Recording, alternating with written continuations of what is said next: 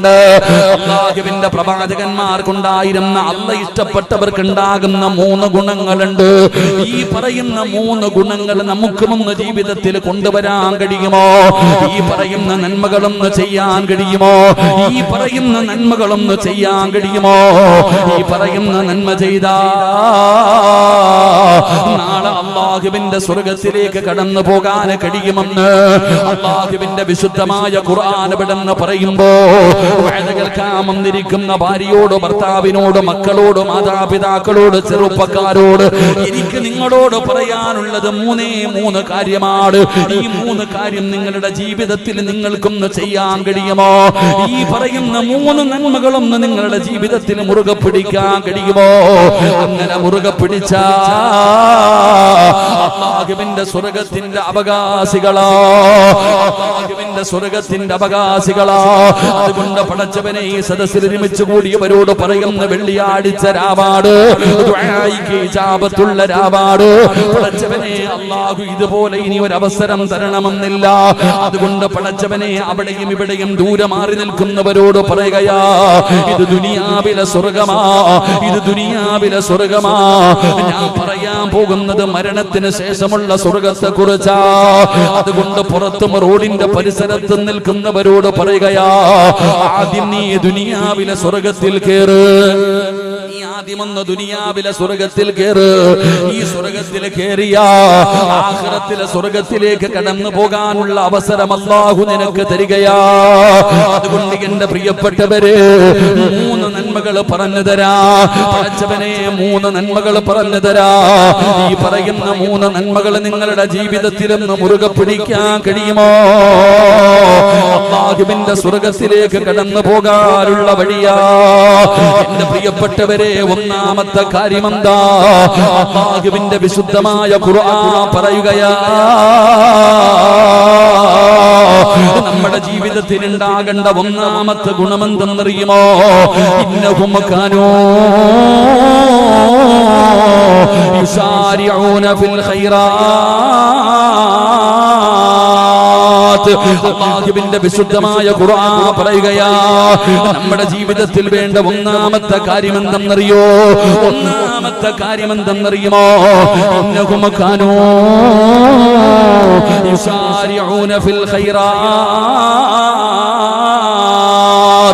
ഒരു മനുഷ്യന്റെ മുമ്പിൽ ഒരു നന്മയെന്ന് പറയപ്പെട്ടാൽ, ഒരു നല്ല കാര്യം പറയപ്പെട്ടവനെ പിന്നെ അവന് ധൃതിയാണ്, അവന് സമാധാനമില്ല, അവന് വല്ലാത്ത വെപ്രാളമാണ്.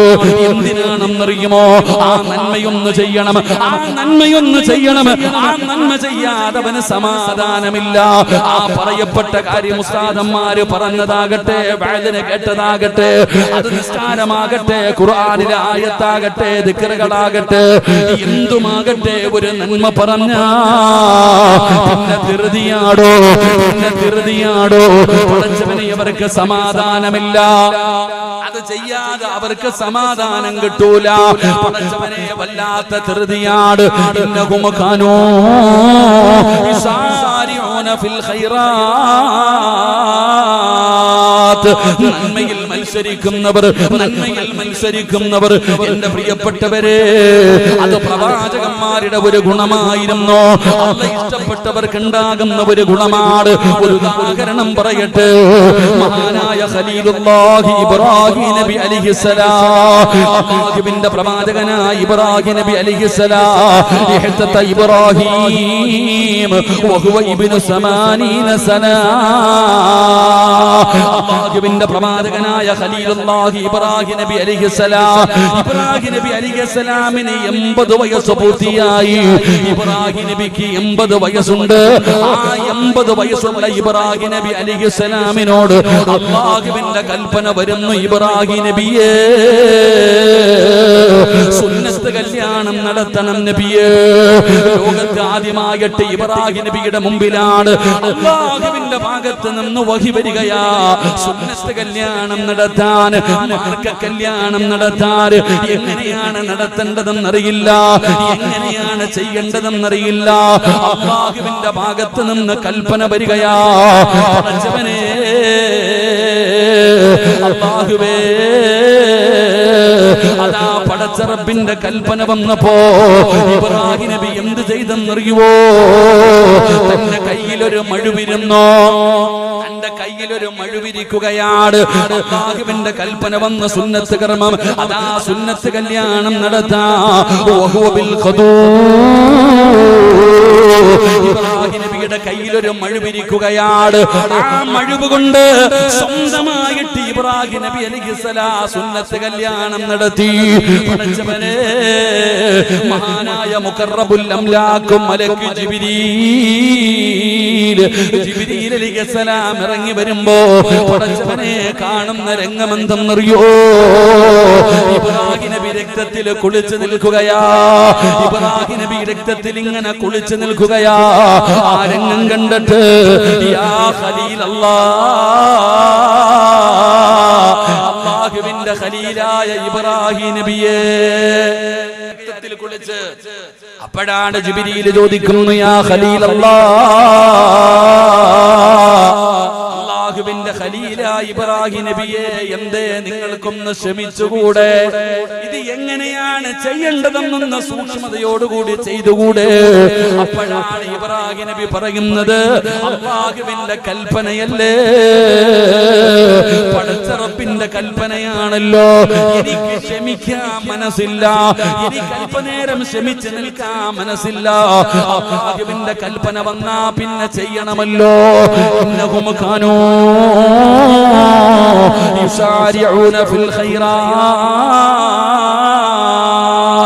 ഒരു നന്മ പറഞ്ഞാ പിന്നെ സമാധാനമില്ല. എന്റെ പ്രിയപ്പെട്ടവരെ, ഇതൊരു വല്ലാത്ത ഗുണമാണ്, ഇത് വല്ലാത്ത ഒരു ഗുണമാണ്. ഇത് നമ്മുടെ മുൻഗാമികൾക്ക് ഉണ്ടായിരുന്നു. അല്ലാഹുവിന്റെ പ്രവാചകൻ, ആദരവായ പ്രവാചകൻ നബി മുഹമ്മദ് മുസ്തഫ സല്ലല്ലാഹു അലൈഹി വസല്ലമ തങ്ങള്, പടച്ചവനെ, അല്ലാഹുവിന്റെ പ്രവാചകന ബദറിന്റെ രണാങ്കണത്തില്, അല്ലാഹുവിന്റെ റസൂൽ സ്വഹാബത്തിനോട് ഉഹദിന്റെ രണാങ്കണത്തില്, പടച്ചവനെ, പ്രവാചകൻ സല്ലല്ലാഹു അലൈഹി വസല്ലമ തങ്ങള് അവിടുന്ന് സ്വഹാബത്തിനെ തിരഞ്ഞെടുക്കുകയാണ്. അങ്ങനെ യുദ്ധത്തിന് പോകാൻ സ്വഹാബികൾ തയ്യാറായി നിൽക്കുമ്പോ നബി തങ്ങൾ പറഞ്ഞു, സ്വഹാബ, അല്ലാഹുവിന്റെ പ്രവാചകൻ സല്ലല്ലാഹു അലൈഹി വസല്ലമ തങ്ങള് അവിടുന്ന് സ്വഹാബത്തിനോട് പറയുകയാ, സ്വഹാബ, സ്വർഗ്ഗത്തിന്റെ പരിമളം അടിച്ചു വീശുന്നു സ്വഹാബ. നബി തങ്ങൾ അവിടുന്ന് പറയുകയാ, ഈ കാണുന്ന ഉഹദിന്റെ രണാങ്കണമുണ്ടല്ലോ, ഈ രണാങ്കണത്തിൽ നിന്ന് സ്വർഗ്ഗത്തിന്റെ പരിമളം അടിച്ചു വീശുന്നു എന്ന് നബി തങ്ങൾ അവിടുന്ന് പറയുമ്പോ ഒരു ചെറുപ്പക്കാരൻ നിന്ന് ചിരിക്കുകയാ. മഹാനായ ഉമൈർ ഇബ്നു ഹുമാമ റളിയല്ലാഹു തആല അൻഹു, ചെറുപ്പക്കാരാ പഠിക്കണം പൊന്നുമോനെ, ചെറുപ്പക്കാരാ പഠിക്കണം പൊന്നുമോനെ. അല്ലാഹുവിന്റെ പ്രവാചകന്റെ സഹാബിയായ ഉമൈർ ഇബ്നു ഹുമാമ എന്ന് പറയുന്ന യുവത്വത്തിന്റെ നടുവിലൂടെ നടന്നു പോകുന്ന സുന്ദരനായ ചെറുപ്പക്കാരൻ ആ രണാങ്കണത്തിൽ നിന്നുകൊണ്ട് ചിരിക്കുകയാ. അല്ലാഹുവേ, ബഖിൻ ബഖിൻ, എനിക്ക് സന്തോഷം സന്തോഷം എന്ന് പറഞ്ഞുകൊണ്ട് ചിരിക്കുമ്പോ നബി തങ്ങൾ ചോദിക്കുന്നു, ഉമൈറേ, ഇത്ര സന്തോഷമെന്തേ ഉമൈറേ, ഇത്ര സന്തോഷമെന്തേ ഉമൈറേ? യാ റസൂലല്ലാഹ്, അല്ലാഹുവിന്റെ പ്രവാചകനോട് പറയുകയാ, നബിയേ, മാ ഹമലക അലാ ഖൗലിക, അങ്ങയുടെ വാക്ക് കേട്ടിട്ട് ഞാൻ ചിരിച്ചതാ നബിയേ. സ്വർഗ്ഗത്തിന്റെ പരിമളം അടിച്ചു വീശുന്നല്ലോ, സ്വർഗ്ഗത്തിന്റെ പരിമളം അടിച്ചു വീശുന്നല്ലോ, അതുകൊണ്ട് നബിയേ സന്തോഷം കൊണ്ട് ചിരിച്ചതാ. അടുത്തത് എന്റെ അവസരമാണല്ലോ, ഞാനാണ് അടുത്ത ഇറങ്ങാൻ പോകുന്നത്, യുദ്ധത്തിനിറങ്ങാൻ പോകുന്നത് ഞാനാണ് നബിയേ. ആ സന്തോഷത്തിൽ ചിരിച്ചതാണ്. അല്ലാഹുവിന്റെ പ്രവാചകനോട് ആ സ്വഹാബി ചോദിക്കുന്നു, നബിയേ, അന്നകൂന അർജൂ, നബിയോട് പറയുന്നു, നബിയേ, എനിക്ക് എനിക്ക് ആ കൂട്ടത്തിൽ പെടാൻ നബിയേ. ആ സ്വർഗത്തിന്റെ പരിമളം അടിച്ചു വീശുന്നു. ഇന്ന് ഷഹീദാവുന്നവർക്ക് സ്വർഗമുണ്ടല്ലോ, അത് എനിക്ക് വേണം നബിയേ എന്ന് പറഞ്ഞുകൊണ്ട് തന്റെ കയ്യിലിരുന്ന കാരക്കയുണ്ടല്ലോ, ആ കാരക്ക തിന്നുന്ന സമയത്തും പോലും, ആ കാരക്ക കടിക്കുന്ന സമയം പോലും എനിക്കിവിടെ നിൽക്കാൻ മനസ്സില്ലെന്ന് പറഞ്ഞ് ആ രണാങ്കണത്തിലേക്ക് കടന്നുപോയ ഷഹീദായ സഹാബിയ മഹാനായ ഉമയ്ർ ബിൻ ഹുമാമ റളിയല്ലാഹു തആല അൻഹു സ്വർഗമുണ്ടെന്ന് പറഞ്ഞപ്പോൾ, ഇവിടെ ഷഹീദാകുന്നവർക്ക് സ്വർഗമുണ്ടെന്ന് പറഞ്ഞപ്പോ, സ്വർഗത്തിന്റെ പരിമളം അടിച്ചു വീശുന്നെന്ന് പറഞ്ഞപ്പോ, തന്റെ കയ്യിൽ പിടിച്ചിരുന്ന കാരക്ക കടിക്കാൻ, അത് തിന്നുന്ന സമയം പോലും എനിക്ക് ഈ ദുനിയാവിൽ നിൽക്കാൻ മനസ്സില്ല എന്ന് പറഞ്ഞുകൊണ്ട് കാരക്ക വലിച്ചെറിഞ്ഞിട്ട് ആ സ്വഹാബി യുദ്ധത്തിന്റെ രണാങ്കണത്തിലേക്ക് കടന്നുപോയി ഷഹീദായെങ്കിൽ ഈ ഗുണമാണോ നമുക്ക് വേണ്ടത്? ഈ ഗുണമാണ് നമുക്ക് വേണ്ടത്. ഒരു നല്ല കാര്യം പറഞ്ഞു കഴിഞ്ഞാൽ, ഒരു നല്ല കാര്യം പറഞ്ഞു കഴിഞ്ഞാൽ ബക്കറ്റിൽ പൈസ ഇടാൻ പറഞ്ഞല്ലോ, മടിയാടോ? ഇത്രയും പ്രതിഫലം പറഞ്ഞിട്ടും നമുക്ക് മടിയാട്. നമ്മൾ പടച്ചവനെ എത്ര പേരായിട്ടിരിക്കുന്നത്? ഒന്നിനു 10 പ്രതിഫലം. ഏത് സാഹചര്യമാകട്ടെ, അല്ലാഹുവിന്റെ പ്രവാചകന്റെ പ്രിയപ്പെട്ട പൊന്നുമോള് മഹദി ഫാത്തിമ ബീവി റളിയല്ലാഹു തആല ഗർഭിണിയായിരിക്കുകയാണ്. ഒരു ഗർഭിണിയായ പെണ്ണിന് ഒരുപാട് മോഹമുണ്ടല്ലോ, ഒരുപാട് ആഗ്രഹമുണ്ടല്ലോ. ആ ഗർഭിണിയായ പെണ്ണിന്റെ ആഗ്രഹങ്ങളെ സാധിപ്പിച്ചു കൊടുക്കുന്നത് ഭർത്താവിന്റെ കടമയാണല്ലോ. ഫാത്തിമ ബീവി റളിയല്ലാഹു തആല അൻഹാ അലിയാര് തങ്ങളോട് പറഞ്ഞു, അലിയേ എനിക്കൊരു റുമ്മാമ്പഴം കഴിക്കണം അലിയേ. ഗർഭിണിയായ ഫാത്തിമയുടെ ആഗ്രഹമാണ് ഒരു റുമ്മാമ്പഴം കഴിക്കണം, ഒരു റുമ്മാമ്പഴം കഴിക്കണം. ഭാര്യയുടെ ആഗ്രഹമാണല്ലോ, ഗർഭിണിയായ ഭാര്യയുടെ മോഹമാണല്ലോ. മഹാനായ സയ്യിദുനാ അലി ഇബ്നു അബീ ത്വാലിബ് റളിയല്ലാഹു തആല അൻഹു റുമ്മാമ്പഴം വാങ്ങാൻ പോകുകയാണ്. പടച്ചവനെ അങ്ങനെ റുമ്മാമ്പഴവും വാങ്ങിച്ചിട്ട് തിരിച്ചു വരുമ്പോ ഒരു പാവപ്പെട്ട മനുഷ്യൻ കടന്നു വരികയാണ്, ഒരു ദരിദ്രനായ മനുഷ്യൻ കടന്നു വരികയാണ്. അലിയേ ഭക്ഷണം കഴിച്ചിട്ട് ദിവസങ്ങളായലിയേ, വല്ലാത്ത പട്ടിണിയാലിയേ, കഴിക്കാൻ എന്തെങ്കിലും തരുമോ അലിയേ? അലിയാര് നിങ്ങളുടെ കയ്യിൽ റുമ്മാമ്പഴം ഇരിക്കുകയാണ്, ഇത് എന്തിനു കൊണ്ടുപോകുന്നതാണ്? തന്റെ പ്രിയപ്പെട്ട ഭാര്യ ഗർഭിണിയാണ്. ആ ഗർഭിണിയായ പെണ്ണിന്റെ ആഗ്രഹമാണ് റുമ്മാമ്പഴം കഴിക്കണമെന്ന്. അത് കൊടുക്കുന്നതിന് വേണ്ടി കൊണ്ടുപോകുന്ന വഴിയിലാ ഈ മനുഷ്യൻ ചോദിക്കുന്നത്, അലിയേ തന്നാൽ അതിന്റെ 10 ഇരട്ടി അല്ല തരുമെന്ന് ഖുർആൻ പറയുകയാ. ഒന്നിന് 10 ഇരട്ടിയാണ്. അല്ലാഹുവിന്റെ വിശുദ്ധമായ ഖുർആൻ പറയുകയാ, സൂറത്തുൽ അംസാൽ ഒന്നിന് 10 ഇരട്ടിയാണ്. അവിടെ നിന്ന് പ്രതിഫലമെന്ന മനുഷ്യൻ പറയുമ്പോ തന്റെ ഭാര്യയായ ഫാത്തിമയ്ക്ക് കൊടുക്കാനിരുന്ന ആ റുമ്മാമ്പഴം എടുത്ത് കയ്യിൽ കൊടുക്കുകയാണ്. നന്മ കിട്ടപ്പോ, അല്ലാഹു തരുമെന്ന് കേട്ടപ്പോ, 10 ഇരട്ടി കിട്ടുമെന്ന് കേട്ടപ്പോ അലിയാര് ഞങ്ങൾ അതെടുത്ത് കയ്യിൽ കൊടുക്കുകയാ. എന്നിട്ട് വീട്ടിലേക്ക് കടന്നു ചെല്ലുമ്പോ സുബ്ഹാനല്ലാഹ്, ഒരു കുട്ട നിറയെ റുമ്മാമ്പഴം അല്ലാഹു ഫാത്തിമയ്ക്ക് കൊടുത്തില്ലേ പെങ്ങള്? ഇതാണ് ഒരു നന്മ പറഞ്ഞാൽ. അത് എന്തുമാകട്ടെ, അത് നിസ്കാരത്തിന്റെ കാര്യമാകട്ടെ, ഖുർആൻ ഓതുന്ന കാര്യമാകട്ടെ, ദിക്റുകൾ പറയുന്ന കാര്യമാകട്ടെ, സ്വലാത്തുകൾ പറയുന്ന കാര്യമാകട്ടെ, സദഖ കൊടുക്കുന്ന കാര്യമാകട്ടെ, അത് ചെറുതാകട്ടെ വലുതാകട്ടെ, ഒരു നന്മ പറയപ്പെട്ടാൽ നിങ്ങൾ മത്സരിക്കണേ, നിങ്ങൾ മത്സരിക്കണേ. മഹാനായ ആദരവായ പ്രവാചകൻ നബി മുഹമ്മദ് മുസ്തഫ സല്ലല്ലാഹു അലൈഹി വസല്ലമ തങ്ങൾ ഒരിക്കൽ അല്ലാഹുവിന്റെ പ്രവാചകൻ പറഞ്ഞു, സഹാബാ നബി തങ്ങൾ പറയുകയാണ്, അല്ലാഹുവിന്റെ ദീനിന് ആവശ്യമുണ്ട്, നിങ്ങളുടെ വീട്ടിലുള്ളത് എടുത്തു കൊണ്ടുവാ. അല്ലാഹുവിന്റെ പ്രവാചകൻ പറയുമ്പോ സഹാബത്ത് മുഴുവനും ഇറങ്ങി ഓടുകയാണ്. അവരവരുടെ വീടുകളിലേക്ക് കടന്നു തന്നിട്ട് ഉള്ളത് അല്ലാഹുവിന്റെ ദീനിന് വേണ്ടി എടുത്തു കൊണ്ടുവരുമ്പോ ഉമർ തങ്ങൾ ചിന്തിക്കുന്നു, അല്ലാഹ് എപ്പോഴും അബൂബക്കറാണ് ജയിക്കുന്നത്. ഉമർ തങ്ങൾ വിചാരിച്ചു, പടച്ചവനെ എന്തു പറഞ്ഞാലും അബൂബക്കർ ഒന്നാമത് വരുന്നത്. ഈ പ്രാവശ്യം അബൂബക്കർ തങ്ങളെ എനിക്ക് തോൽപ്പിക്കണം. മഹാനായ ഉമർ ഇബ്നുൽ ഖത്താബ് റളിയല്ലാഹു തആല തന്റെ വീട്ടിൽ പോയി സമ്പാദ്യം മുഴുവൻ എടുത്തു. എന്നിട്ട് പകുതി മാറ്റി വെച്ചു. പകുതി എടുത്തുകൊണ്ട് ഇലാ ഹദ്റത്ത് റസൂലില്ലാഹി സ്വല്ലല്ലാഹു അലൈഹി വസല്ലം നബി തങ്ങളുടെ മുമ്പിലേക്ക് കടന്നു വന്നു. ഇത് പറയാനുള്ള കാരണം അബൂബക്കർ തങ്ങളുടെ സ്വഭാവം അങ്ങനെയാണ്. ഒരു ദിവസം അല്ലാഹുവിന്റെ പ്രവാചകൻ സ്വല്ലല്ലാഹു അലൈഹി വസല്ലം തങ്ങൾ സുബ്ഹി നമസ്കാരം കഴിഞ്ഞ് സഹാബത്തിന്റെ എതിരെ തിരിഞ്ഞിരുന്നിട്ട് ചോദിച്ചു, മൻ അസ്ബഹ മിൻകുമുൽ യൗമ സായിമ, ഇന്നത്തെ ദിവസം നോമ്പ് പിടിച്ച ആരുണ്ട്? ഇന്നത്തെ ദിവസം നോമ്പ് പിടിച്ച ആരുണ്ട്? അബൂബക്കർ സിദ്ദീഖ് റളിയല്ലാഹു തആല അൻഹു പറഞ്ഞു, എന്താ യാ റസൂലല്ലാഹ്, നബിയെ എനിക്കിന്ന് നോമ്പാണ്. നബി തങ്ങളുടെ രണ്ടാമത്തെ ചോദ്യം, ഇന്നത്തെ ദിവസം ജനാസയിൽ പങ്കെടുത്ത ആരെങ്കിലും ഉണ്ടോ? അബൂബക്കർ തങ്ങൾ പറഞ്ഞു, ഞാനുണ്ട് നബിയെ. ഇന്ന് ആർക്കെങ്കിലും ഭക്ഷണം കൊടുത്ത ആരെങ്കിലും ഉണ്ടോ? ഞാനുണ്ട് നബിയെ.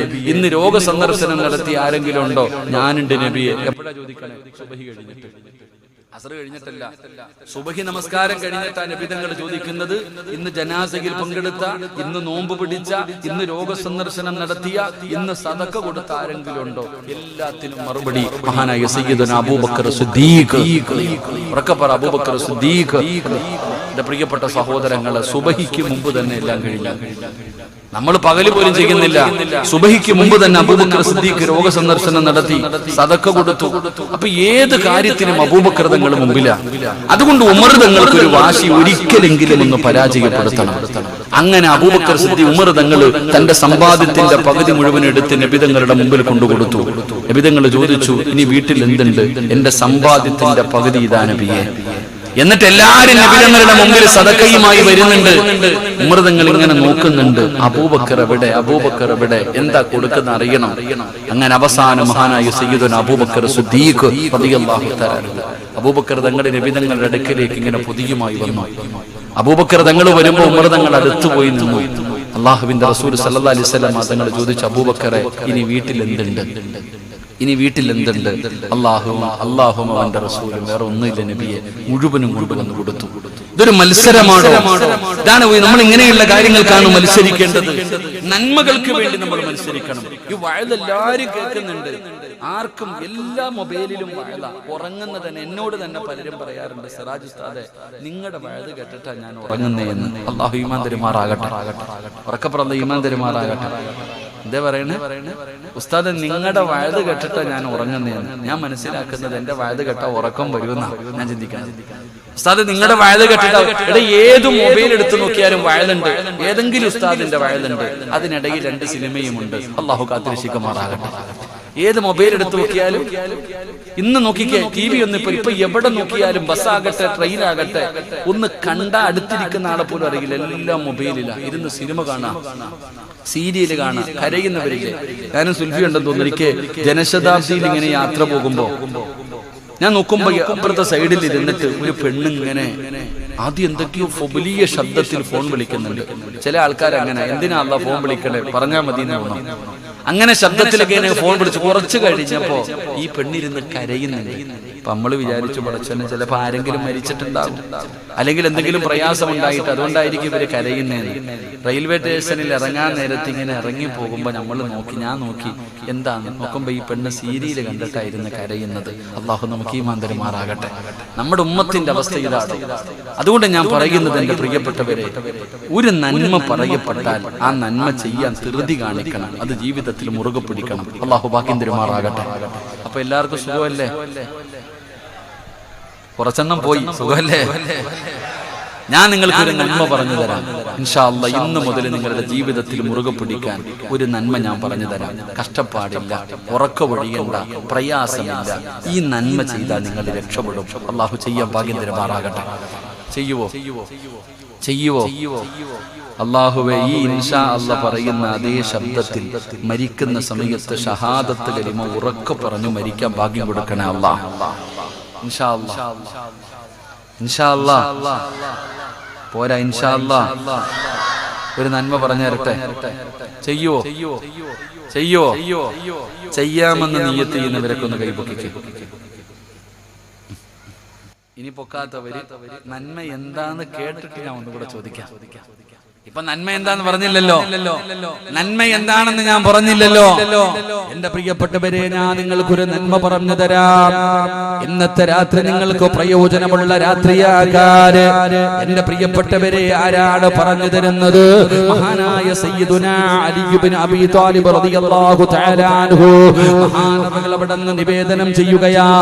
അന്ന ഫാത്തിമത്തു ബിൻത് റസൂലില്ലാഹി സ്വല്ലല്ലാഹു അലൈഹി വസല്ലം, അല്ലാഹുവിന്റെ പ്രവാചകന്റെ കരളിന്റെ കഷ്ടമായ ഫാത്തിമ ബീവി റളിയല്ലാഹു തആല അൻഹയെ തൊട്ട് പടച്ചവനെ അലിയാർ തങ്ങൾ പറയുകയാണ്, പെങ്ങളെ, അല്ലാഹുവിന്റെ പ്രവാചകന്റെ പൊന്നുമോളും തന്റെ പ്രിയപ്പെട്ട ഭർത്താവ് അലി ഇബ്നു അബീ ത്വാലിബ് റളിയല്ലാഹു തആല അൻഹു രണ്ടുപേരും അവിടെ നിന്ന് ജീവിക്കുകയാണ്. അവരുടെ കുടുംബ ജീവിതത്തെ കുറിച്ച് നമ്മൾ പഠിച്ചവരാണ്. അവരുടെ കുടുംബ ജീവിതത്തെ കുറിച്ച് നമ്മൾ പഠിച്ചവരാ. പടച്ചവനെ, ഫാത്തിമ ബീവിക്ക് വല്ലാത്ത കഷ്ടപ്പാടാ. അലിയാർ തങ്ങൾ ഗൾഫുകാരനല്ല, ഒരുപാട് സമ്പത്തുള്ളവനല്ല, പാവപ്പെട്ടവരാണ്. പടച്ചവനെ, അലിയാർ തങ്ങളുടെ ജോലി എന്തെന്നറിയോ? ആദ്യമൊക്കെ പടച്ചവനെ പുല്ല് കെട്ടിയിട്ട് ഒട്ടകമുള്ള വീട്ടിൽ കൊണ്ടുപോയി കൊടുത്തിട്ട് കിട്ടുന്ന പൈസ കൊണ്ട് ജീവിച്ച പാവപ്പെട്ടവരാ. പടച്ചവനെ, അലിയാർ തങ്ങള് അവസാനമല്ല വീട്ടില് മാവ് കുഴയ്ക്കുകയാണ്. മാവ് കൊണ്ട് റൊട്ടിയുണ്ടാക്കി പടച്ചവനെ മാവ് പൊടിച്ചിട്ട് അതുകൊണ്ടുണ്ടാക്കുന്ന വസ്തുക്കൾ കൊണ്ട് വിൽക്കുന്ന കുടുംബമാണ് ഫാത്തിമയുടെ കുടുംബം. വല്ലാത്ത ജോലിയാ പെങ്ങള്, വല്ലാത്ത കഷ്ടപ്പാടാ പെങ്ങള്. എന്റെ പ്രിയപ്പെട്ട സഹോദരിമാര് പഠിക്കണം. അതാ വീട്ടിൽ ചോറ് വെക്കുന്നതിനും കറി വെക്കുന്നതിനും തുണി കഴുകുന്നതിനും വീട് തൂക്കുന്നതിനും സങ്കടപ്പെടുന്ന പെണ്ണുങ്ങളുണ്ടല്ലോ, പരാതി പറയുന്ന പെണ്ണുങ്ങളുണ്ടല്ലോ. നിങ്ങൾ ജോലി ചെയ്യുന്നില്ല എന്ന് ഞാൻ പറയുന്നില്ല, നിങ്ങൾക്ക് കഷ്ടപ്പാടില്ലെന്ന് ഞാൻ പറയുന്നില്ല. പെങ്ങളെ, നീ പഠിക്കണം. നീ അറിഞ്ഞിരിക്കേണ്ട ചില നന്മകളുണ്ട്. അല്ലാഹുവിന്റെ പ്രവാചകന്റെ പൊന്നാര മകളുടെ കൈ പൊട്ടിയിടിയിരിക്കുകയാ. അല്ലാഹുവിന്റെ റസൂലിന്റെ പൊന്നാര മകളായ ഫാത്തിമ ബീബി റളിയല്ലാഹു തആല അൻഹ. ആരാ ഫാത്തിമ എന്നറിയുമോ? അള്ളാന്റെ റസൂല് പറഞ്ഞല്ലോ, നാളെ സ്വർഗത്തിന്റെ റാണികള്, സ്വർഗത്തിലെ പെണ്ണുങ്ങളുടെ നേതാക്കന്മാര് 4 പെണ്ണുങ്ങളാ. 4 പെണ്ണുങ്ങൾ. അല്ലാഹു അർബഅമിന് നിബിതങ്ങൾ പറഞ്ഞ സ്വർഗത്തിന്റെ നായികമാര് 4 പേരാണ്. ആ 4 പെണ്ണുങ്ങളാണ് നിങ്ങളുടെ നേതാക്കന്മാര്. ആ 4 പെണ്ണുങ്ങളിൽപ്പെട്ട ഒരു പെണ്ണാണ് മഹ്ദി ഫാത്തിമ. ഫാത്തിമ ബീബി റളിയല്ലാഹു തആല അൻഹ പടച്ചവനെ ആട്ടുകല്ല് കൊണ്ട് അരിപിടിച്ച് ആ അരി ഇങ്ങനെ പൊടിച്ചിട്ട് 2 കൈയും പൊട്ടിയിടിക്കുകയാണ്. നിങ്ങളെ, നീ ചിന്തിക്കും, ഉസ്താദേ, അത് എങ്ങനെ പൊട്ടാനാണ്? ഫാത്തിമയ്ക്ക് സമയമില്ലടോ, ഫാത്തിമയ്ക്ക് സമയമില്ല. നിന്നെ പോലെയല്ല ഫാത്തിമ. നീ പഠിക്കും, നീ എപ്പോഴും പറയും സമയമില്ല, സമയമില്ല. എന്റെ ജോലി എന്താണെന്ന് ആർക്കും അറിയില്ലല്ലോ. എങ്കിലും ഫാത്തിമ ബീവിയുടെ ജോലി എങ്ങനെയെന്നറിയുമോ? ഫാത്തിമയ്ക്ക് ഹസനും ഹുസൈനും എന്ന് പറയുന്ന 2 മക്കളുണ്ട്. 2 പേരും 1 വയസ്സിന്റെ വ്യത്യാസം. ഫാത്തിമയുടെ ഹസനും ഹുസൈൻ റളിയല്ലാഹു തആല അൻഹു 2 പേർക്കും 1 വയസ്സിന്റെ വ്യത്യാസമേ ഉള്ളൂ. ഫാത്തിമ ബീവി റളിയല്ലാഹു തആല അൻഹ ഈ 2 മക്കളെയും തൊട്ടിലിൽ കിടത്തിയിട്ട് കൈ കൊണ്ടാട്ടാ സമയമില്ല, കൈ കൊണ്ടാട്ടി ഉറക്കാ സമയമില്ല. ഫാത്തിമ എന്ത് ചെയ്യുമെന്നറിയോ? ആ കാലിൽ ഒരു കയറ് കെട്ടിയിട്ട് അല്ലാഹുവേ, ഇങ്ങനെ മാവ് പൊടിക്കുമ്പോ കാലിൽ കയറ് കെട്ടിയിട്ട് കാലുകൊണ്ട് ആട്ടിയാട്ടിയാ മക്കളെ ഉറക്കിയിരുന്നത്. നിങ്ങൾക്ക് ചരിത്രമെടുത്ത് വായിച്ചു നോക്കാം. ഇത് സീരിയലിന്റെ കഥയല്ല, ഇത് സിനിമ കഥയല്ല. അല്ലാഹുവിന്റെ റസൂലിന്റെ കരളിന്റെ കഷ്ടമായ ഫാത്തിമ ബീവി റളിയല്ലാഹു തആല അൻഹയുടെ കുടുംബ ജീവിതമാണ് പറയുന്നത്. പടച്ചവനെ, മാവ് പൊടിച്ചു ഫാത്തിമയുടെ കൈ പൊട്ടിയിരിക്കുകയാ. ഫാത്തിമ ബീവി റളിയല്ലാഹു തആല അൻഹ പടച്ചവനെ വാപ്പാനെ കാണാൻ പോവുകയാണ്. അലിയാർ തങ്ങളോട് സങ്കടം പറഞ്ഞപ്പോ പൊട്ടിയ കൈ കാണി കൊടുത്തിട്ട് സങ്കടം പറയുമ്പോ അല്ലാഹുവിന്റെ പ്രവാചകൻ പറഞ്ഞു, നബിതങ്ങളുടെ മകളതാ ഭർത്താവിനെ കൈ കാണിച്ചു കൊടുത്തിട്ട് പറഞ്ഞു, എന്റെ കൈ പൊട്ടി വല്ലാത്ത പ്രയാസമാ. സങ്കടത്തിലിരിക്കുന്ന ഫാത്തിമയെ കണ്ടപ്പോ അലിയാർ തങ്ങൾ പറഞ്ഞു, ഫാത്തിമ, വീട്ടിൽ ചെന്നിട്ട് വാപ്പയോട് പറ ഒരടിമയെ തരാൻ. ഒരുപാട് അടിമകളുണ്ടല്ലോ, നീ ചോദിച്ചാ വാപ്പ നിനക്കൊരടിമയെ തന്നാൽ വീട്ടിലെ ജോലികൾ ചെയ്യിപ്പിക്കാമല്ലോ, നിനക്കൊരു സഹായമാകുമല്ലോ. അതുകൊണ്ട് നീ ചെന്നിട്ട് നബി തങ്ങളോട് ഒരടിമയെ ചോദിക്കൂ. ഫാത്തിമ ബീവി റളിയല്ലാഹു തആല അൻഹ അങ്ങനെ അല്ലാഹുവിന്റെ റസൂൽ എന്ന പിതാവിനെ കാണാൻ പോകുകയാ. പെങ്ങളെ, നബി തങ്ങളെ തെരഞ്ഞു പോകുമ്പോ ഫാത്തിമ ചെല്ലുമ്പോ വാപ്പ വീട്ടിലില്ല. അല്ലാഹുവിന്റെ റസൂൽ എവിടോ പോയിരിക്കുകയാണ്.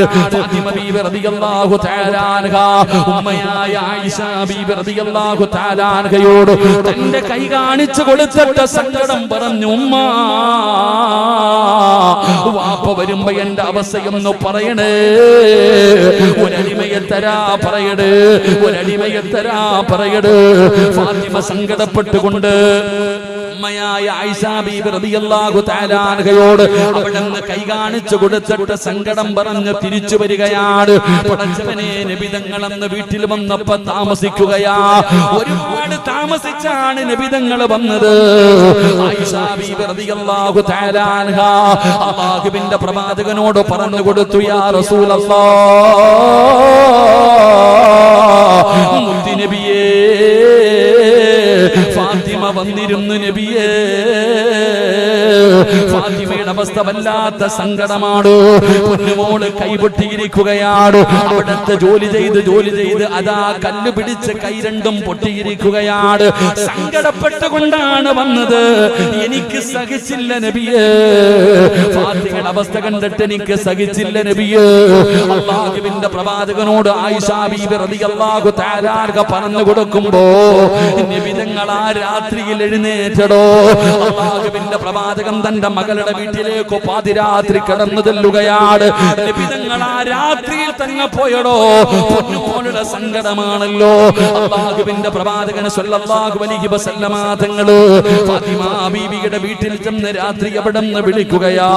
രണ്ടുപേരും ഉറങ്ങാൻ കിടന്നു. ഫാത്തിമ ബീവി റളിയല്ലാഹു തആല അൻഹ അവിടെ നിന്ന് വാതിൽ തുറന്നു.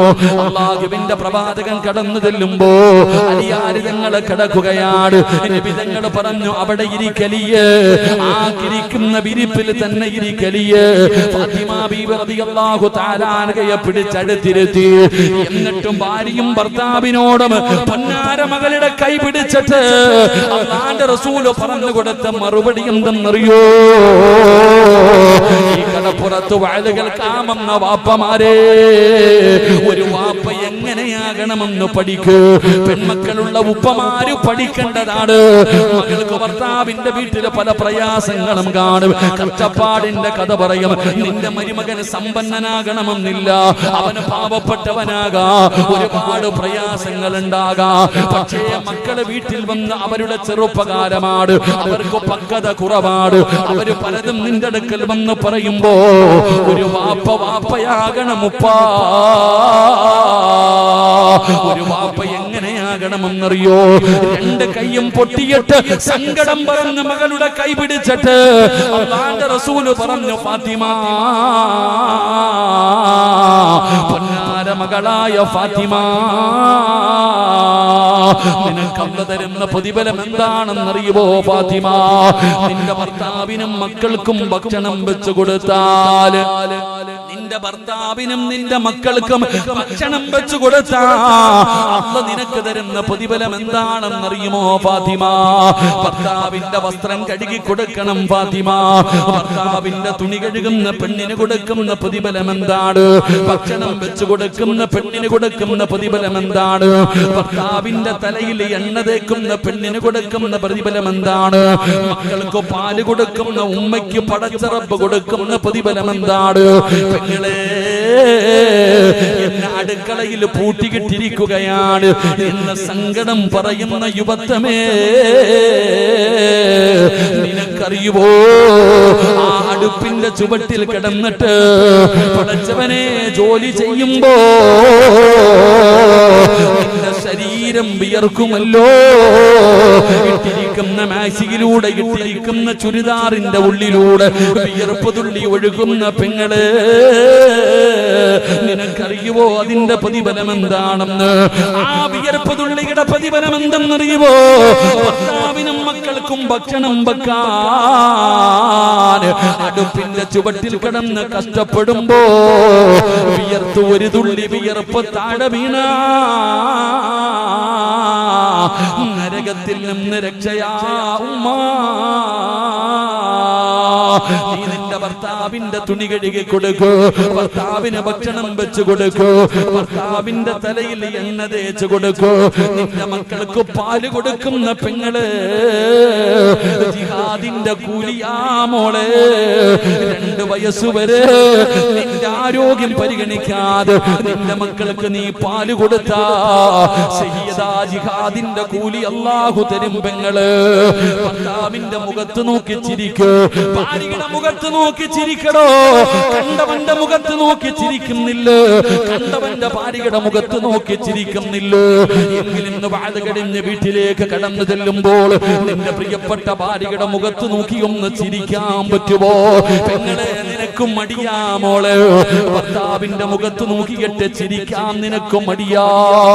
എന്റെ പ്രിയപ്പെട്ടവര്, അങ്ങനെ ചിരിക്കണം പെങ്ങള്.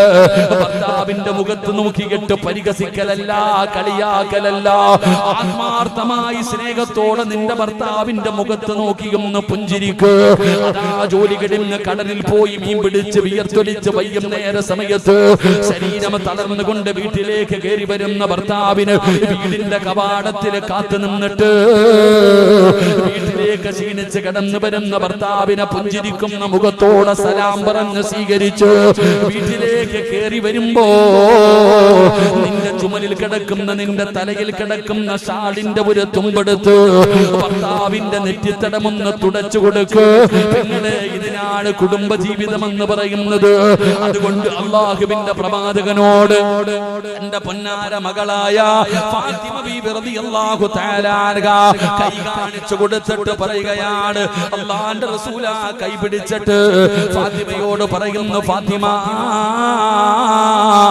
വീട്ടിൽ വന്ന് അടിമയെ ചോദിച്ചല്ലോ, എങ്കിൽ അതിനെക്കാളും നിനക്ക് പ്രയോജനം ചെയ്യുന്ന ഒരു നന്മ ഞാൻ പറഞ്ഞു തരട്ടെയോ?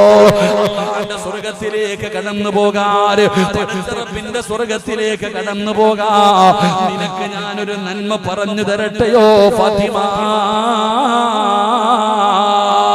അലിയാലി ഞങ്ങൾ അടുത്തിരിക്കുന്നുണ്ട്. പറഞ്ഞതാ വാപ്പാ, പറഞ്ഞതാ വാപ്പാ. വീട്ടുജോലിയിൽ കഷ്ടപ്പെട്ട് കൈപൊട്ടിയിരുന്ന പൊന്നുമോള് പരാതി പറഞ്ഞപ്പോ, ഒരടിമയെ ചോദിച്ചപ്പോ അല്ലാഹുവിന്റെ റസൂല് പറഞ്ഞു കൊടുത്ത നന്മ എന്തെന്നറിയുവോ ഫാത്തിമ? അടിമയെ കിട്ടുന്നതിനേക്കാൾ നിനക്ക് പ്രയോജനമുള്ള അല്ലാഹുവിന്റെ സ്വർഗത്തിലേക്ക് കടന്നു പോകാൻ കഴിയുന്ന ഒരു നന്മ ഞാൻ പറഞ്ഞു തരട്ടെയോ? പറഞ്ഞതാ വാപ്പാ. നബി തങ്ങൾ പറഞ്ഞു കൊടുത്തു, ഫാത്തിമ, കിടന്നുറങ്ങുന്നതിന് മുമ്പ് സുബ്ഹാനല്ലാഹ്, അൽഹംദുലില്ലാഹ്, അല്ലാഹു അക്ബർ 33 പ്രാവശ്യം സുബ്ഹാനല്ലാഹ്, 33 പ്രാവശ്യം അൽഹംദുലില്ലാഹ്, 33 പ്രാവശ്യം അല്ലാഹു അക്ബർ എന്ന് പറ ഫാത്തിമ. അത് നിനക്ക് പ്രയോജനമുണ്ടെന്ന് നബി മുഹമ്മദ് മുസ്തഫ സല്ലല്ലാഹു അലൈഹി വസല്ലമ തങ്ങൾ പറയുമ്പോ, പെങ്ങളെ അലിയാർ തങ്ങൾ പറയുകയാ, ഫമാ തറക്തുഹാ ബഅദ സമിഅതുഹാ മിൻ റസൂലില്ലാഹ്. അന്ന് നബി തങ്ങൾ ഇത് പറഞ്ഞതിന് ശേഷം അല്ലാഹുവിന്റെ റസൂൽ അന്ന് രാത്രി ആ വിരിപ്പിൽ പിരിച്ചിരുത്തിയിട്ട് നബി തങ്ങൾ പറഞ്ഞതിന് ശേഷം മരിക്കുന്ന കാലം വരെ ഞാൻ മുടക്കിയിട്ടില്ല സഹാബ. മരിക്കുന്ന കാലം വരെ അലിയാര് ഞങ്ങളത് മുടക്കിയിട്ടില്ല, ഫാത്തിമ ബീവി അത് മുടക്കിയിട്ടില്ല. അല്ലാഹുവിന്റെ ഖുർആൻ പറഞ്ഞു, ഇന്നഹും കാനൂ യുസാരിഊന ഫിൽ ഖൈറാത്ത്.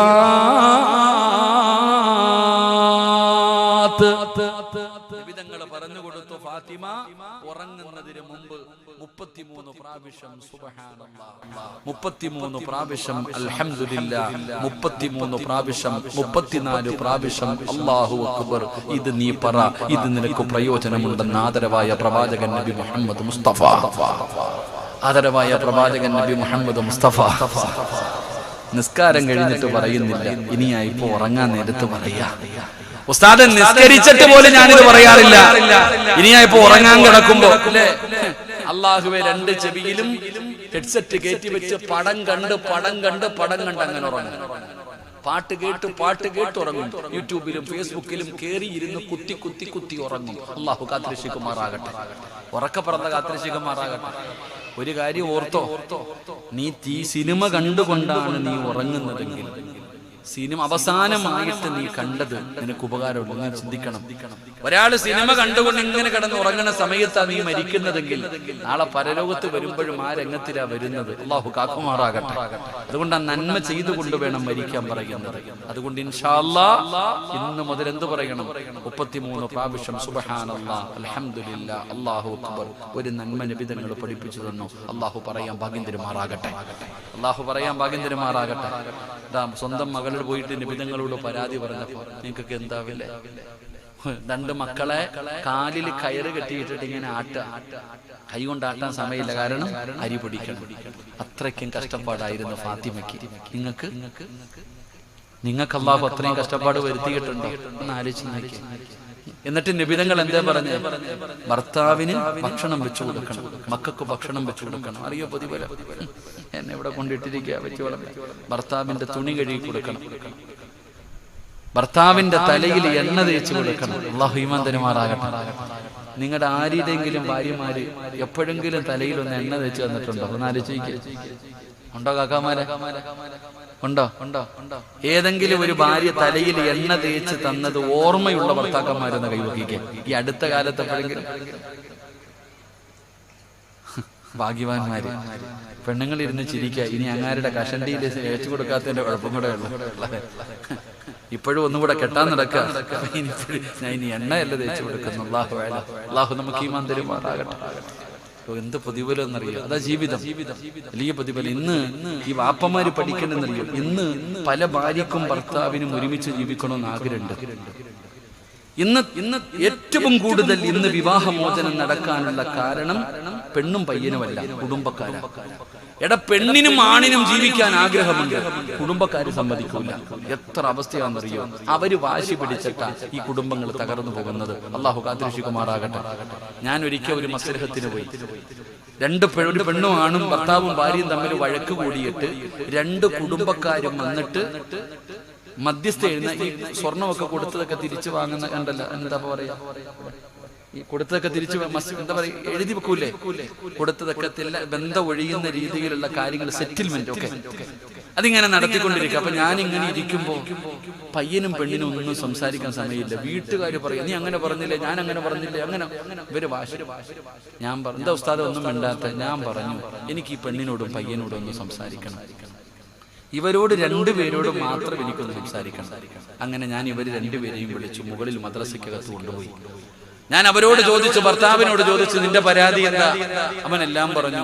ഈ പെണ്ണിനോടും ചോദിച്ചു, നിന്റെ പരാതി എന്താ? പടച്ചവനെ പൊട്ടിത്തെറിയും ബഹളവും കുടുംബജീവിതം അങ്ങനെയാണല്ലോ. ക്ഷമ വേണം. ഞാൻ മിണ്ടാതെ ഇരുന്ന് കേട്ടു. 2 പേരും പറയാനുള്ളത് മുഴുവനും പറഞ്ഞു തീർത്തു.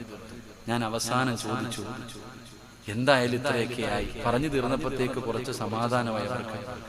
ഞാൻ പറഞ്ഞു, നിങ്ങൾക്ക് 2 പേർക്കും വിട്ടുവീഴ്ചകൾ ചെയ്തിട്ടൊന്ന് ജീവിച്ചുകൂടെ? ഒരവസരം കൂടെ അങ്ങോട്ടും ഇങ്ങോട്ടും കൊടുത്തുകൂടെ? എന്റെ പ്രിയപ്പെട്ട സഹോദരങ്ങളെ, ഇവരെല്ലാം പറഞ്ഞു തീർന്നപ്പോ ഞാൻ പറഞ്ഞു, നിങ്ങൾ ഇന്നിവിടെ നിന്ന് പിരിഞ്ഞു കഴിഞ്ഞാൽ താഴെ സെറ്റിൽമെന്റോടുകൂടി നിങ്ങൾ പിരിഞ്ഞു. ഇനി ഒരിക്കലും നിങ്ങൾക്ക് അങ്ങോട്ടും ഇങ്ങോട്ടും കാണാനും പറയാനും ഒന്നും പറ്റൂല. അതുകൊണ്ട് ജീവിക്കുന്നെങ്കിൽ ഒരുമിച്ച് ജീവിക്ക്, ഇല്ലെങ്കിൽ പറഞ്ഞ് പരസ്പരം ഉള്ളത് പറഞ്ഞ് ഇവിടെ നിന്ന് പൊരുത്തം ചോദിച്ചിട്ട് പൊക്കോളാൻ പറഞ്ഞു. നിങ്ങൾ രണ്ടുപേരും കൂടെ ഇവിടെ ഇരുന്ന് ഇനി ഒരിക്കലും പൊരുത്തം ചോദിക്കാൻ അവസരമില്ല. അതുകൊണ്ട് നിങ്ങൾ പറയാനുള്ളത് മുഴുവനും പറഞ്ഞു പൊരുത്തം ചോദിച്ചിട്ട് ഇവിടുന്ന് പൊക്കോളാൻ പറഞ്ഞു. ഞാൻ വാതിലടച്ചിട്ട് പുറത്തിറങ്ങി. എന്റെ പ്രിയപ്പെട്ട സഹോദരങ്ങളെ, ഒരു 5 മിനിറ്റ് കഴിഞ്ഞ് ഞാൻ അകത്തേക്ക് കയറി വരുമ്പോ ഈ ഭാര്യയും ഭർത്താവും കൂടെ കെട്ടിപ്പിടിച്ച് നിൽക്കുന്ന രംഗമാകണ്ടേ. ഞാൻ അവരോട് പറഞ്ഞു, നിങ്ങൾക്ക് ജീവിക്കണമെന്നുണ്ടെങ്കിൽ ഈ വാതിലിൽ കൂടെ ഇറങ്ങി പൊക്കോളാൻ പറഞ്ഞു, എവിടെങ്കിലും പോയി ജീവിക്കാൻ. ഞാൻ അവരോട് പറഞ്ഞു, ഇതിലെ ഇറങ്ങി നിങ്ങൾ എവിടെയും പോയി ജീവിക്കുക. നിങ്ങളെ സമ്മതിക്കാത്തത് നിങ്ങളെ കുടുംബക്കാരാ. ആ പെണ്ണും ആ പയ്യനും ആ വഴിയെ ബൈക്ക് എടുത്തുകൊണ്ട് അവരവരുടെ പാടിന് പോയി. ഞാൻ താഴെ ചെന്നപ്പോ വലിയ ബഹളം നടക്കുന്നു. ഞാൻ പറഞ്ഞു, അവരെത്തേണ്ടിടത്തെത്തി നിങ്ങൾ പൊക്കോളാൻ. ഇന്ന് നടക്കുന്ന ഇതാണ്, വെറുതെ ആവശ്യമില്ലാത്ത വിഷയങ്ങൾ. അപ്പൊ നബിതങ്ങളോട് തന്റെ പൊന്നാര മകള് വന്ന് ഭർത്താവിന്റെ പ്രയാസങ്ങൾ പറഞ്ഞപ്പോ, ഭർത്താവിന്റെ വീട്ടിൽ പരാതി പറഞ്ഞപ്പോ നബിതങ്ങൾ പറഞ്ഞു കൊടുത്തത്, മോളെ ഇതാണ് വാപ്പാ, ഇതാണ് വാപ്പാ. അതുകൊണ്ട് ഇവിടെ ഒരുമിച്ച് കൂടിയവരോട് പറയുകയാ, ഇന്ന് രാത്രി മുതൽ പറയണേ, ഇന്ന് രാത്രി മുതൽ പറയണേ. അല്ലാഹുവിന്റെ പ്രവാചകൻ പറഞ്ഞു, ആയിഷ 4 കാര്യങ്ങൾ ചെയ്യാതെ ഉറങ്ങല്ലേ ആയിഷ. ഒരു നന്മ പറഞ്ഞു തരാ, ഒരു നന്മ പറഞ്ഞു തരാ. ഇന്ന് മുതൽ നിങ്ങൾ ജീവിതത്തിൽ മുറുകെ പിടിച്ചാൽ നിങ്ങൾക്ക് രക്ഷപ്പെടാനുള്ള ഒരു വഴിയാണ്. നിങ്ങൾക്കും രക്ഷപ്പെടാം, എനിക്കും രക്ഷപ്പെടാം. അല്ലാഹുവിന്റെ പ്രവാചകൻ പറഞ്ഞു, ആയിഷ 4 കാര്യങ്ങൾ ചെയ്യാതെ ഉറങ്ങാൻ പാടില്ലെന്ന് നബി മുഹമ്മദ് മുസ്തഫ സല്ലല്ലാഹു അലൈഹി വസല്ലമ തങ്ങൾ പറയുകയാണ്. അല്ലാഹുവേ, ഇന്ന് നിങ്ങളോട് ഞാനൊരു നന്മ പറയുകയാണ്. ചെയ്യാൻ പറ്റുന്നവര് ചെയ്യണേ, ചെയ്യാൻ പറ്റുന്നവര് ചെയ്യണേ. അല്ലാഹുവേ, ഈ 4 നന്മകൾ ചെയ്തിട്ട് ഉറങ്ങാൻ ഞങ്ങൾക്ക് ഭാഗ്യം തരണേ അല്ലാ. കാര്യങ്ങൾ ചെയ്തിട്ട് ഇന്ന് രാത്രി നിങ്ങളൊക്കെ ഉറങ്ങാൻ പാടുള്ളൂ. അല്ലാഹു ഭാഗ്യം തരുമാറാകട്ടെ, അല്ലാഹു ഭാഗ്യം തരുമാറാകട്ടെ. ഇൻഷാ അല്ലാഹ് ചെയ്തൂടെ, ചെയ്തൂടെ, ഇൻഷാ അല്ലാഹ് ചെയ്തൂടെ. പറഞ്ഞിരട്ടെ, വേണോ വേണ്ടേ, വേണോ വേണ്ടേ? വിശക്കുന്നവൻ ആഹാരം കൊടുത്തിട്ടേ കാര്യമുള്ളൂ, വയറ് നിറഞ്ഞിരിക്കുന്നവന് മട്ടൻ മന്തി കൊടുത്തിട്ടും കാര്യമില്ല. വേണോ വേണ്ടേ? വേണോ എന്നുള്ളവരൊക്കെ ഒന്ന് കൈ പൊക്കി. അൽഹംദുലില്ലാ, 11 മണി വരെ അവിടെ ഇരിക്കും. അവസാനം പറഞ്ഞു തരാം. അല്ലാഹു ഭാഗ്യം തരുമാറാകട്ടെ. ആദ്യം ക്ഷമ വേണമല്ലോ. അത് വയത് കഴിഞ്ഞു. ഞാൻ പറയാൻ മറന്നുപോയാലും നിങ്ങൾ എന്നോട് ചോദിക്കണം. ഞാൻ പറയാൻ വിട്ടുപോയാലും നിങ്ങൾ എന്നോട് ചോദിക്കണം. അല്ലാഹു നമുക്ക് ഭാഗ്യം തരുമാറാകട്ടെ. എന്റെ പ്രിയപ്പെട്ട സഹോദരങ്ങളെ, അപ്പോൾ നാളെ സ്വർഗത്തിൽ പോകാനുള്ള 1ാമത്തെ പടി എന്താ? ഒരു നന്മ നിന്റെ മുമ്പിൽ പറയപ്പെട്ടാൽ പിന്നെ നിനക്ക് ധൃതിയാണ്. എങ്ങനെയെങ്കിലും അത് ചെയ്യണം. അത് ചെയ്യാതെ നിനക്ക് സമാധാനമില്ല. ഇങ്ങനെ ഒരു സ്വഭാവമാണ് നമുക്ക് വേണ്ടത്. അല്ലാഹുവേ, ആ സ്വഭാവം നിങ്ങൾക്ക് നൽകണേ അല്ലാ. എന്റെ പ്രിയപ്പെട്ടവരെ, 2ാമത്തെ ഗുണമെന്താണ്? വിശദീകരിക്കുന്നില്ല. 2ാമത്തെ ഗുണമെന്താ? അല്ലാഹുവിന്റെ റസൂൽ പറയുന്നു, അല്ലാഹുവിന്റെ വിശുദ്ധമായ ഖുർആൻ പറയുകയാ, ഇന്നഹും കാനൂ യുസാരിഊന ഫിൽ ഖൈറാത്ത്. 2 വയദഊനനാ റഗബൻ വറഹബാ. 2ാമത്തെ കാര്യം എന്തെന്നറിയോ? 2ാമത്തെ കാര്യം എന്തെന്നറിയോ? പടച്ചവനെ, അവർ അല്ലാഹുവിനോട് ദുആ ചെയ്യുകയാണ്. അവർ അല്ലാഹുവിനോട് ദുആ ചെയ്യുകയാണ്. ഏറ്റവും പ്രയാസകരമായ സമയങ്ങളിൽ, വളരെ ബുദ്ധിമുട്ടിന്റെ സമയത്ത്, പടച്ചവനെ, ഏത് പ്രതിസന്ധിയിലും എന്ത് ബുദ്ധിമുട്ട് വന്നാലും അവർ അല്ലാഹുവിനോട് ദുആ ചെയ്യുകയാ. പടച്ചവനോട് അവർ ദുആ ചെയ്യുകയാണ്. അവർ അല്ലാഹുവിൽ പ്രതീക്ഷ വെക്കുന്നവരാണ്. അവർ പടച്ച റബ്ബിൽ പ്രതീക്ഷ വെക്കുന്നവരാണ്. എന്റെ പ്രിയപ്പെട്ട സഹോദരാ, മഹാനായ ഖലീലുല്ലാഹി ഇബ്രാഹിം നബി അലൈഹിസ്സലാം, അല്ലാഹുവിന്റെ പ്രവാചകനായ ഇബ്രാഹിം നബി അലൈഹിസ്സലാം, നമ്രൂദ് എന്ന് പറയുന്ന ഭരണാധികാരി പിടിച്ചുകൊണ്ടുവരിക. വരികയാണ്. വിഗ്രഹങ്ങളെ തകർത്തതിന്റെ പേരിൽ ഇബ്രാഹിം നബി അലൈഹിസ്സലാമിനെ എന്ത് ചെയ്തെന്നറിയുമോ? അല്ലാഹുവേ, അവിടുന്ന് കത്തിക്കാൻ തീരുമാനിച്ചു, തീക്കുണ്ടാരത്തിലേക്ക് വലിച്ചെറിയാൻ തീരുമാനിച്ചു. അങ്ങനെ ജനങ്ങൾ മുഴുവനും വിറക് ശേഖരിച്ചു കൊണ്ടുവരികയാണ്. പലരും നേർച്ച ചെയ്തടോ, പലരും നേർച്ച ചെയ്യുകയാ എന്റെ രോഗം മാറണാൻ. പടച്ചവനെ അവര് നേർച്ച ചെയ്തു ഇബ്രാഹിമിനെ കത്തിക്കാനുള്ള തീയിലേക്ക് വിറക് കൊടുക്കാ. അങ്ങനെ ഭയാനകമായ ഒരു തീക്കുണ്ടാരമുണ്ടാക്കുകയാണ്. ഖുർആൻ പറഞ്ഞതെന്തെന്നറിയോ? ആ തീക്കുണ്ടാരത്തിന്റെ മുകളിലൂടെ പറന്നു പോകുന്ന പറവകൾ പോലും കടിഞ്ഞു വീഴുന്ന രീതിയിൽ ഭയാനകമായ തീക്കുണ്ടാരമുണ്ടാക്കി. അടുത്തു പോകാൻ പറ്റുന്നില്ല. ഇബ്രാഹിം നബി അലൈഹിസ്സലാമിനെ പിടിച്ചുകൊണ്ടുവന്ന് കയ്യും കാലും കെട്ടിയിട്ട് അമ്പും വില്ലും തയ്യാറാക്കി മുകളിൽ കയറ്റി നിർത്തിയിരിക്കുകയാ. അമ്പും വില്ലും തയ്യാറാക്കി മുകളിൽ കയറ്റി നിർത്തിയിരിക്കുകയാണ്. എയ്തുവിടുന്നതിന് വേണ്ടി ഇബ്രാഹിം നബി അലൈഹിസ്സലാമിനെ ആ തീക്കുണ്ടാരത്തിലേക്ക് എയ്തുവിടാൻ പോകുമ്പോ അതാ വരുന്ന മുഖറബുൽ അംലാക്കും മലക്ക് ജിബ്രീൽ അലൈഹിസ്സലാം ഇറങ്ങി വരികയാണ്. ഇബ്രാഹിം നബിയേ,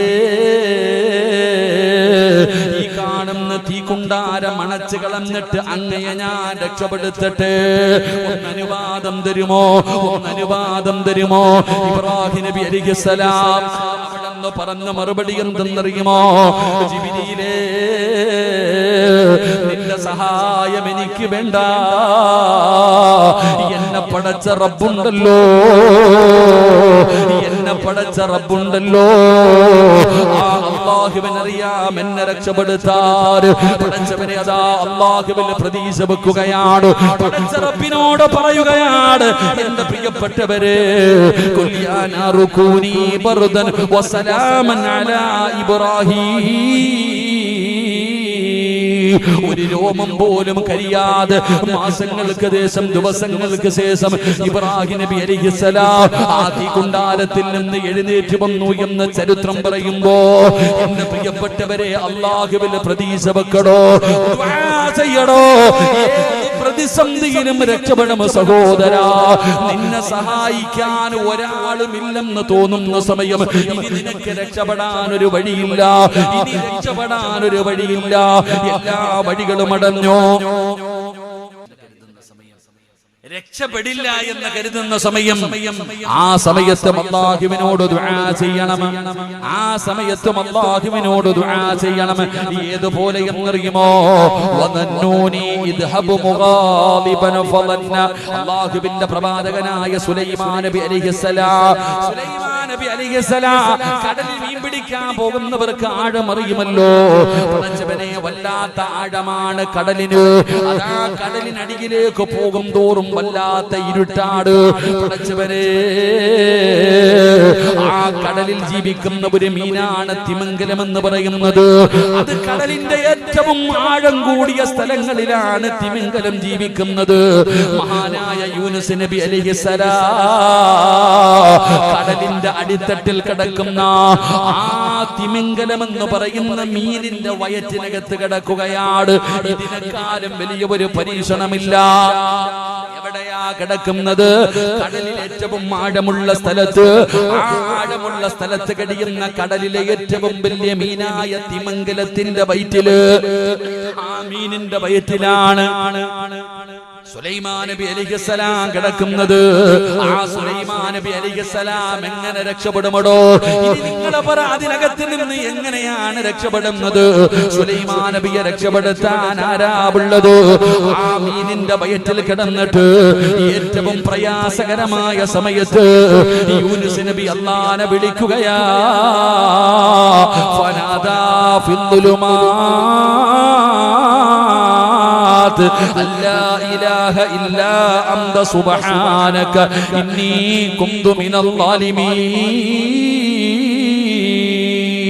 മഹാനായ സുലൈമാൻ യൂനുസ് നബി അലൈഹിസ്സലാം ആ കടലിന്റെ അടിത്തട്ടിൽ മീനിന്റെ വയറ്റിനകത്ത് കിടന്നിട്ട്, ആ ഇരുളിനകത്ത് കിടന്ന്, അതിനെക്കാളും ഒരു പ്രയാസം ഒരാളും അനുഭവിച്ചിട്ടില്ലടോ. ആ മീനിന്റെ വയറ്റിനകത്ത് കിടന്നിട്ട് യൂനുസ് നബി വിളിക്കുന്നു, ഫനാദാ പടച്ച റബ്ബിനെ വിളിക്കുകയാ ലാ ഇലാഹ ഇല്ലാ അന്ത സുബ്ഹാനക ഇന്നി കുന്തു മിനൽ ളാലിമീൻ. എന്റെ പ്രിയപ്പെട്ടവരെ, അല്ലാഹുവിന്റെ പ്രവാചകനായ യൂനുസ് നബി അലൈഹിസ്സലാം ആ മീനിന്റെ വയറ്റിൽ കിടന്നിട്ട് പടച്ചവനെ വിളിക്കുകയാണ്. അല്ലാഹു പറഞ്ഞതെന്തെന്നറിയോ? അല്ലാഹു പറയുകയാ ഫലൗലാ അന്നഹു കാന മിനൽ മുസബ്ബിഹീൻ ലലബിസ ഫീ ബത്നിഹി ഇലാ യൗമി യുബഅസൂൻ. യൂനുസ് നബി അലൈഹിസ്സലാം ആ മീനിന്റെ വയറ്റിനകത്ത് കിടന്നിട്ട് ലാ ഇലാഹ ഇല്ലാ അന്ത സുബ്ഹാനക ഇന്നി കുന്തു മിനൽ ളാലിമീൻ ആ ദിക്റങ്ങാണം ആ ദുആയങ്ങാണം പറയാതെ ഇരുന്നെങ്കിൽ ഖിയാമത്ത് നാൾ വരെ ആ മീനിന്റെ വയറ്റിൽ കിടക്കേണ്ടി വരുമായിരുന്നു എന്ന് അല്ലാഹുവിന്റെ വിശുദ്ധ ഖുർആൻ. എന്റെ പ്രിയപ്പെട്ടവരെ, ദുആ ചെയ്യടോ. ജീവിതത്തിലെ പ്രയാസം വരുമ്പോ, ജീവിതത്തിലെ ബുദ്ധിമുട്ടുകൾ വരുമ്പോ, കച്ചവടം നഷ്ടത്തിലാകുമ്പോ, രോഗങ്ങൾ കടന്നു വരുമ്പോ, പ്രയാസങ്ങൾ കടന്നു വരുമ്പോ, മക്കളില്ലാതെ വരുമ്പോ, പടച്ചവനെ എല്ലാവരും അല്ലാഹുവോട് ദുആ ചെയ്യൂ. അല്ലാഹു കഴിവുള്ളവനാണ്, അല്ലാഹു കഴിവുള്ളവനാണ്. അല്ലാഹുവിന് കഴിയാത്തതൊന്നുമില്ലല്ലോ. ആ മീനിന്റെ വയറ്റിൽ കിടന്ന് ദുആ ചെയ്ത യൂനുസ് നബി അലൈഹിസ്സലാമിനെ അല്ലാഹു സുബ്ഹാനഹു വ തആല അതാ